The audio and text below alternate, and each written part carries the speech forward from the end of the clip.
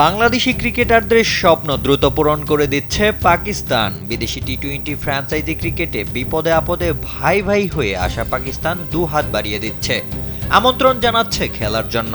সেই ধারাতেই পাকিস্তান সিরিজ মাতানোর পর পিএসএল এর দল পেলেন তানজিদ হাসান তামিম। দিন কয়েক আগে রমিজ রাজা প্রশংসা করেছিলেন, বলেছিলেন এই ধরনের ব্যাটারকে চাইলে পিএসএল এর যে কোনো দল সহজেই নিতে পারে। শেষ পর্যন্ত তার কথাই সত্যি হলো।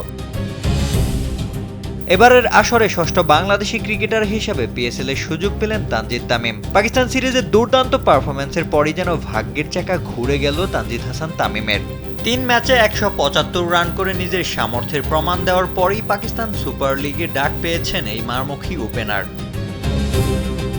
তাকে দলে ভিড়িয়ে নিজেদের শক্তিমত্তা বাড়িয়েছে পেশোয়ার জালমি। একই দলে তার সঙ্গে খেলবেন নাহিদ রানা ও শরীফুল ইসলামও। নাহিদ রানাকে নিলাম থেকে দলে নেয় পেশোয়ার, আর শরীফুলকে সরাসরি চুক্তিতে দলে ভিড়িয়েছে ফ্র্যাঞ্চাইজিটি। ফলে বাংলাদেশি খেলোয়াড়দের উপস্থিতিতে শক্তিশালী হয়ে উঠেছে এই দলটি। সব মিলে এবারের পিএসএল এ বাংলাদেশের ক্রিকেটারের সংখ্যা দাঁড়িয়েছে 6 জন। নিলামের আগেই লাহোর কালান্দার্সে যোগ দেন মুস্তাফিজুর রহমান, পরে একই দল পারভেজ হুসাইন ইমনকে দলে নেয়। এছাড়াও নিলামে সুযোগ পান রিশাদ হোসেন, যিনি গত আসরে শিরোপা জয়ে গুরুত্বপূর্ণ ভূমিকা রেখেছিলেন। এবার খেলবেন উইন্ডিজের হয়ে। 28 মার্চ উইন্ডিজের বিপক্ষে ম্যাচ দিয়ে পিএসএল মিশন শুরু করবে পেশোয়ার জালমি। সেই ম্যাচে দেখা যেতে পারে বাংলাদেশি ক্রিকেটারদের জমজমাট লড়াই।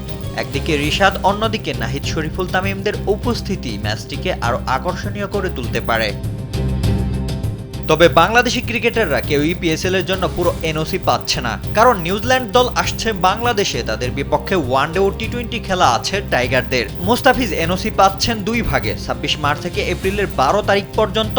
এরপর নিউজিল্যান্ড সিরিজের ম্যাচ খেলে দ্বিতীয় দফায় 24 এপ্রিল থেকে 3রা মে পর্যন্ত। পারভেজ ইমনের এনওসি 21 এপ্রিল পর্যন্ত, আর নাহিদ রানা, শরীফুল, তানজিদ তামিম, রিশাদের ছাড়পত্র 12 এপ্রিল পর্যন্ত। পিএসএল মাঠে গড়াবে 26 মার্চ। রোশন মনির, কালবেলা।